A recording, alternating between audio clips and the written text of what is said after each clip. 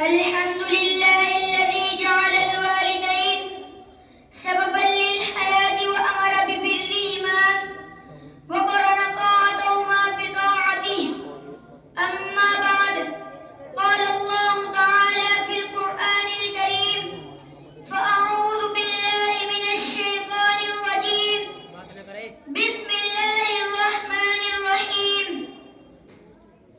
وقضى ربك ألا تعبدوا إلا إياه وبالوالدين إحسانا. صدق اللہ العظیم. حدیث پاک میں ماں کی ایسی مثال دی کہ جنت لا کے ماں کے قدموں میں ڈال دی. محترم سامعین کرام، السلام علیکم ورحمۃ اللہ وبرکاتہ. آج ہم جس معاشرے میں رہتے ہیں وہاں ترقی کی دوڑ، شہرت کا جنون اور مصروفیت کے طوفان میں والدین کا مقام کہیں دھندلا سا ہو گیا ہے. مگر یاد رکھو، ماں باپ وہ ہستیاں ہے جن کی دعائیں نہ ہو تو ہماری کامیابی کوئی کامیابی نہیں، اور جن کی رضا نہ ہو تو رب کی رضا بھی قریب نہیں.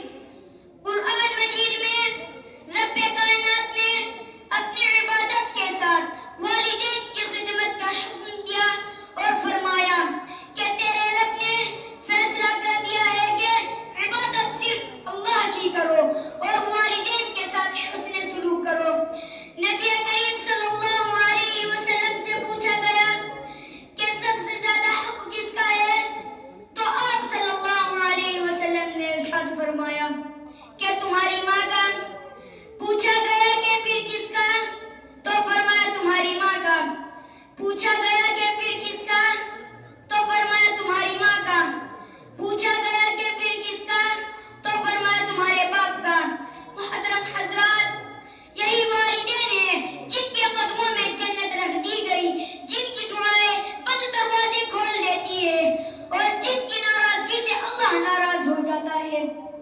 اے نوجوان، یاد رکھ، ماں باپ کی خدمت صرف فرض نہیں، سعادت ہے.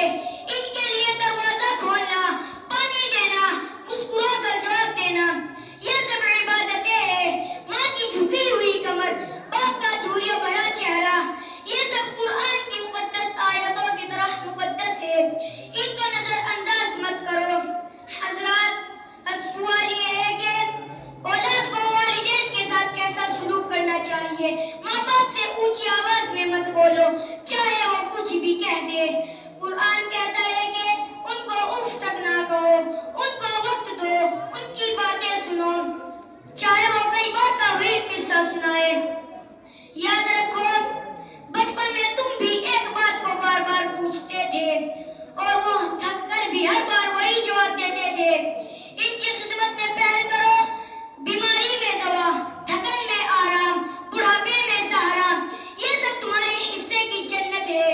ان کے جذبات کا خیال رکھو. ان کے سامنے موبائل نہ چلاتے رہو. ان کی بات کاٹنے سے بچو اور مرنے کے بعد بھی ان کے لیے دعا کرو. سامعین کرام، ہمارے نبی صلی اللہ علیہ وسلم نے فرمایا، جب انسان مر جاتا ہے تو اس کے سارے عمل بند ہو جاتے ہیں، لیکن نیک اولاد کی دعا جاری رہتی ہے.